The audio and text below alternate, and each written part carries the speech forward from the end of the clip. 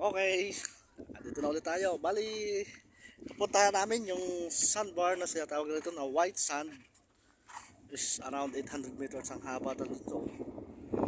This one is... Yun nga, nasabi ko kanina na itong sandbar na to is hindi gawa siya ng tao. This one is kung sa amin tawagin to is Mura, yung part ng dagat na mataas yung area. Pag low tide, yun, lumulutang siya na pa. Pwede mo siya tayaan dito ng kubo or tent. Pero pag high tide, yun, malalim lang dito sa area na to. And marami din kung nangunguha ng mga shells dito. Yun. Okay.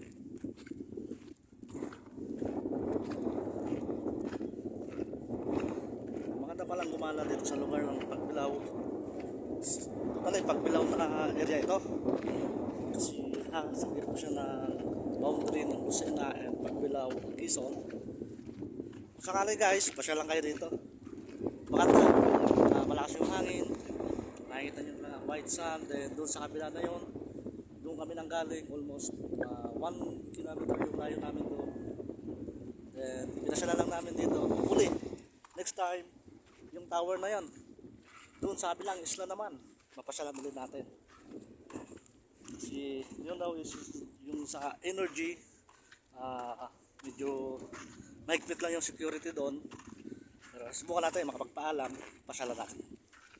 Sa ngayon, dito lang muna tayo. Around boundary ng Pagbilao, Lucena, Quezon, Sandbar. Dito sa Barangay Talaw-Talaw, Lucena City. Ganda, mahaba. Almost nakaka-refresh. Lakas ng hangin. Usually pag malakas yung hangin dito ka sa gitna or either malaki yung tubig o high tide is almost yung mga bahay na yun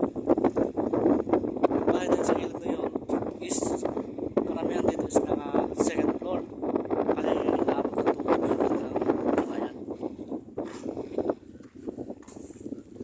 Yun, nasa gitna tayo ng magkabilang dagat.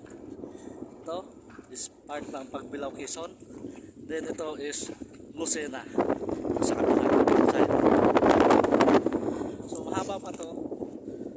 Hindi pa kasi masyadong low tide ngayon, kaya nandito pa lang. Sabi nung nakausap natin dito na residente dito sa lugar na to, is lumaabot daw to almost 1.2 kilometer ang haba ng sandbar na to.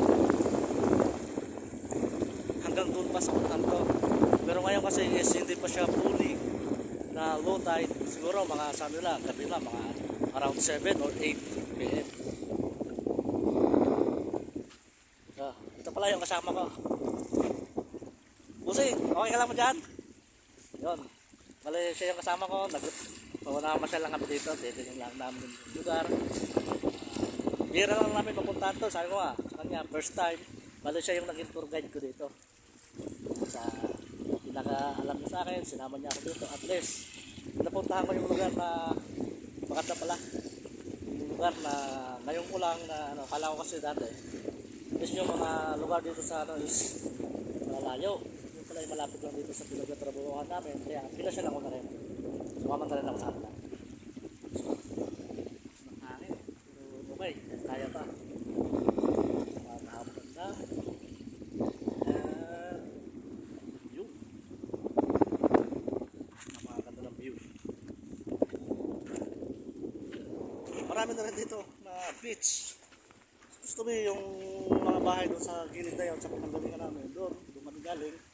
Is lahat yun, resort.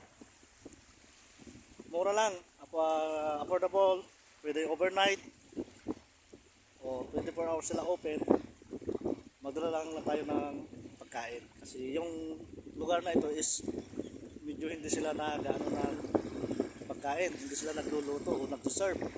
Kailangan lang may baon tayo, lutuan, or either ready to eat na pagkain. Masyal kayo dito sa lugar ng Lucena City, Barangay Talaw-Talaw, Lucena City. And dito sa kabilang side, yon, yung kabilang side na yon, sure ako yun ang Pagbilao, Quezon. Yung kabilang side na yun. Sa banda doon sa unahan, sa kabila, sa mga isla na yun is white sand na, pure white sand. Compare dito is black sand naman siya. Okay guys, next